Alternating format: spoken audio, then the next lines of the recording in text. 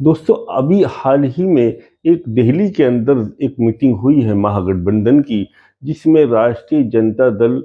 और कांग्रेस के बड़े वरिष्ठ शीर्ष नेताओं ने भाग लिया है, जिसमें मल्लिकार्जुन खड़गे और माननीय राहुल गांधी जी, सोनिया गांधी जी, उधर से तेजस्वी यादव और अन्य बड़े-बड़े नेताओं ने भाग लिया, जिसमें तय किया गया है कि बिहार में होने वाले चुनाव की रणनीति को तय करने जा रही है। इसी संबंध में एक दूसरी मीटिंग 17 अप्रैल को पटना में होने जा रही है, जिसके अंदर तमाम वो राजनीतिक दल जो महागठबंधन के अंदर शामिल हैं, उसमें हिस्सा लेने वाले हैं। माना ये जा रहा है कि पटना की मीटिंग हो जाने के बाद में हो सकता है कि महागठबंधन अपना सीएम का चेहरा तेजस्वी यादव को घोषित कर दे, क्योंकि तेजस्वी यादव बिहार के युवाओं की पहली पसंद है। उधर लालू प्रसाद यादव जी दिल्ली के एम्स में भर्ती हैं और उनकी स्थिति अच्छी नहीं है, स्वास्थ्य खराब चल रहा है। इस वजह से भी भारत की यानी बिहार की जनता का रुझान तेजस्वी यादव की तरफ देखा जा रहा है। दूसरी तरफ देखा जाए तो नीतीश कुमार की स्थिति बिहार के अंदर अच्छी नहीं है। जब से वक्फ बोर्ड बिल पास हुआ है, तब से श्री नीतीश कुमार जी का जो एक वोट बैंक मुस्लिम समाज हुआ करता था, वो छटक गया है। अब वो तमाम मुस्लिम वोटर्स तेजस्वी यादव के साथ में दिखाई दे रहा है। दूसरा, गठबंधन के साथ में कांग्रेस के साथ में चुनाव लड़ना राष्ट्रीय जनता दल का ये एक ऐसा परिणाम हो सकता है, जिस तरह के आपने देखा हो कि यूपी के अंदर जब गठबंधन ने चुनाव लड़ा, यानी लोकसभा का चुनाव हुआ, तो ऐतिहासिक फैसला आया। जब से सपा बनी है, उसके यानी उनके जो सुप्रीमो रहे मुलायम सिंह यादव जी, मुलायम सिंह यादव के ज़माने में भी इतनी सीटें सपा के पास में नहीं आई, जितनी सीटें गठबंधन के माध्यम से यानी कांग्रेस के गठजोड़ से 37 सीटों तक सपा पहुंच गई और देश की तीसरी बड़ी पार्टी साबित हुई। ये तो श्री मायावती जी के अगर लोग चुनाव में ना खड़े होते, तो लगभग ये लोग जो है 55 या 56 सीटें जीतने वाले थे। तो ऐसे ही अनुमान आज बिहार के अंदर लगाया जा रहा है। बिहार के अंदर इसी साल के लास्ट में चुनाव होने हैं और समीकरण यही निकल कर आ रहा है कि जिस टाइम में महागठबंधन और तमाम राजनीतिक दल एक मंच पर आकर चुनाव लड़ेंगे, तो एनडीए की हालत बहुत ज़्यादा बुरी होगी। इंडिया अलायंस पूर्ण बहुमत से वहां सरकार बनाने की तरफ जा रही है, ऐसा महसूस विशेषज्ञों का, जो चुनावी विशेषज्ञ हैं, उनका कहना है कि इसके परिणाम बिल्कुल ऐसे ही निकलेंगे जैसे कि यूपी के अंदर लोकसभा के चुनाव के रिजल्ट आया, और वो चौंकाने वाला रिजल्ट था, जिससे पूरी दिल्ली हिल गई और सचेत हो गई कि ऐसा कैसे संभव हो गया। कयास आराई ये भी लगाई जा रही है कि हो सकता है कि बिहार का अगला सीएम तेजस्वी यादव ही बने, लेकिन खुले तौर पर इस बात का ऐलान नहीं किया गया है। अभी जो मीटिंग हुई है दिल्ली के अंदर, उसके अंदर ये तय किया गया है कि पहले चुनाव होगा, उसके बाद में सीएम का चेहरा जाहिर किया जाएगा, सीएम का चेहरा बतलाया जाएगा। लेकिन 100% लोगों की उम्मीद यह है कि तेजस्वी यादव के चेहरे पर बिहार का चुनाव लड़ा जाएगा और गठबंधन तेजस्वी यादव को ही बिहार का सीएम बनाने जा रही है। दूसरी तरफ तेजस्वी यादव ने एक बहुत बड़ा बयान दिया। उन्होंने कहा कि बिहार को कोई भी दिल्ली के अंदर सरकारें आई हुई हो, लेकिन बिहार को हमेशा सौतेला व्यवहार किया है और आज तक बिहार पीड़ित ही रहा है। बिहार देश का सबसे गरीब सूबा है और इसकी तरफ कभी राजनीतिक दलों की नजर ही नहीं जाती। नीतीश कुमार के बारे में बातचीत करते हुए उन्होंने कहा कि नीतीश कुमार को तो दिल्ली सरकार ने, यानी माननीय श्री नरेंद्र मोदी और माननीय श्री अमित शाह जी ने तो हाईजैक कर लिया है। अब एनडीए की सरकार बिहार के अंदर नहीं बनेगी, बल्कि बिहार के अंदर इंडिया गठबंधन की सरकार बनने जा रही है। लालू प्रसाद यादव की हालत इस टाइम बहुत ज्यादा खस्ता है और लालू प्रसाद यादव अपनी उम्र के आखिरी पड़ाव में है। उसी तरह से नीतीश कुमार भी अपनी 74-75 साल की आयु को तय कर चुके हैं। लोगों को कहना था कि नीतीश कुमार अपने बेटे को लेकर आएंगे, लेकिन नीतीश कुमार की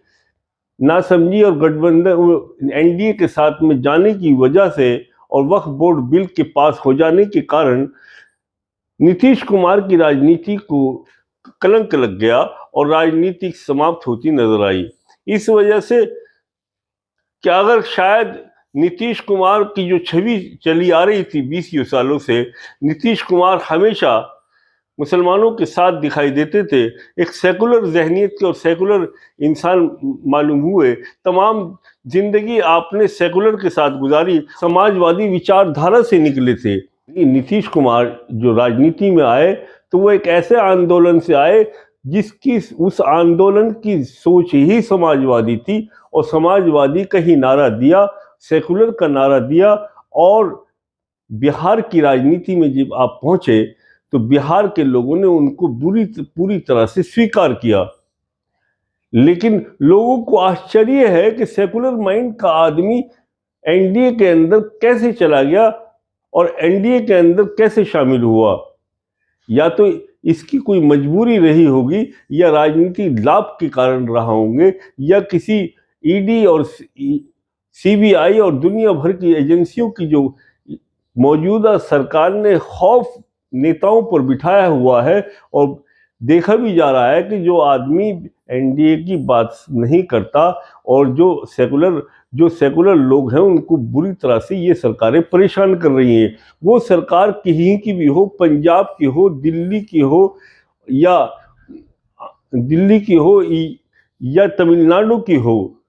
या बंगाल की हो, ये तमाम गैर भाजपा सरकारें हैं। ये सरकार एनडीए की सरकार यानी माननीय प्रधानमंत्री श्री नरेंद्र मोदी और अमित शाह की जो सरकारें हैं, अपने चुने हुए अपनी मर्जी के लोगों को गवर्नर बना के ऐसे स्टेटों में भेजना और फिर उस सरकारों को प्रताड़ित करना, उनको काम न करने देना, ये सरकार की नीति रही है। इसी सोच को हो सकता है कि नीतीश कुमार ने ये भी सोचा हो कि हो सकता कि हम मेरे साथ में भी कहीं ऐसा ही ना हो। इसी वजह से वो एनडीए में शामिल हुए और एनडीए में आखिर तक ये अंदाजा लगाया जा रहा था कि जिस तरह से नीतीश कुमार जी को पलटू राम कहा जाता है, हो सकता है कि ये आज तक भी लोगों का ये विचार है कि नीतीश कुमार कभी भी पलटी मार सकते हैं, लेकिन नीतीश कुमार पलटी मार ही नहीं सकते, क्योंकि ऐसे जाल में अमित शाह ने उनको पिरो लिया है, फंसा लिया है कि ये फड़फड़ा तो सकते हैं परंतु एनडीए छोड़कर जा नहीं सकते। क्योंकि इनके जो सांसद हैं, इन्हीं को हाईजैक नहीं, इनके सांसदों को भी हाईजैक किया है अमित शाह जी ने। जो लल्लन सिंह है और दूसरे जो वरिष्ठ सांसद हैं, वो आज बैठे हुए अमित शाह के पहलू में नजर आते हैं। संसद के अंदर जब लल्लन सिंह और इनके दूसरे सांसद यानी नीतीश कुमार के जो सांसद हैं, जिस टाइम में वक्फ बोर्ड बिल पास हो रहा था, उसके ऊपर बहस चल रही थी, तो नीतीश कुमार के सांसद इस तरह से स्पीच दे रहे थे कि वो नीतीश कुमार की पार्टी के ना हो बल्कि वो भाजपा का एक हिस्सा हो, आरएसएस की सोच है वो। तो ये बड़े लोगों ने जब उनका भाषण सुना है संसद के अंदर, तो लोग जब ही समझ गए थे कि इसमें नीतीश कुमार की गलती कम है, क्योंकि नीतीश कुमार के साथ में बहुत ज़बरदस्त धोखा हुआ है। नीतीश कुमार के सांसदों को अपने फेवर में कर लिया गया है और पूरी सरकार को, नीतीश कुमार की सरकार को हाईजैक कर लिया गया है। अब नीतीश कुमार का ये साहस हो ही नहीं सकता कि नीतीश कुमार ये कहे कि मेरे चेहरे पे इलेक्शन लड़ा जाएगा या मुझे आप सीएम बनाइए, क्योंकि भाजपा अब जिसको चाहेगी उसको सीएम का दावेदार बनाएगी और इलेक्शन जीतने का पूरा भाजपा का प्रयास होगा, बिहार को जीतने का पूरा प्रयास होगा। लेकिन बिहार की जो आंकड़े बतलाते हैं, बिहार का जो समीकरण बतलाता है, बिहार की आबो हवा से पूरे भारत में बदलाव आता है। चाहे वो इंदिरा जी का ज़माना हो या जेपी आंदोलन हो,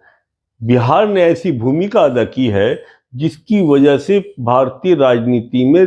परिवर्तन आया है और तख्ता पलट हुआ है, सरकारें अलट पलट हुई हैं। तो भारतीय राजनीति के अंदर बिहार का बहुत बड़ा भूमिका रहती है और ये चुनाव एक ऐसा निर्णायक चुनाव है जिसमें जनता बदले की भावना से वोट देगी और बिहार के अंदर, बिहार के इतिहास में, बिहार के राजनीतिक जीवन में इतनी परसेंटेज से वोट परसेंटेज नहीं पड़ा होगा जितना कि 2025 के अंदर 25 के विधानसभा चुनाव में वोट पड़ने जा रहा है। लोग बहुत हर्षोल्लास के साथ में, दिलचस्पी के साथ में इस चुनाव के अंदर भाग लेंगे और इसका बेसब्री से इसके परिणामों का इंतजार करेंगे। यही वजह है कि सरकार इसके अंदर, अगर ये दिल्ली सरकार ये चाहे कि इस चुनाव के अंदर किसी तरह का हम षड्यंत्र इस्तेमाल करें या गड़बड़ी हो या किसी तरह से चुनाव आयोग इसके अंदर किसी प्रकार की कोई आशंका पैदा कर ही नहीं सकता, क्योंकि ये चुनाव जो है एक ऐसे मोड़ पर आकर खड़ा हुआ है जो निर्णायक फैसला लेकर आएगा। और ये चुनाव तेजस्वी यादव के लोगों का मानना यह है कि तेजस्वी यादव अगले सीएम होंगे और तमाम जितनी भी सेकुलर पार्टियां हैं, छुटमुट पार्टियां हैं, वो तेजस्वी यादव को सपोर्ट करेंगी और तेजस्वी यादव अगले सीएम बनने जा रहे हैं। दोस्तों, ये वीडियो आपको पसंद आई हो तो प्लीज़ चैनल को सब्सक्राइब ज़रूर करें, बेल आइकन दबाएं ताकि आइंदा भविष्य में आपको दूसरी वीडियोस आपको पहुंचती रहें।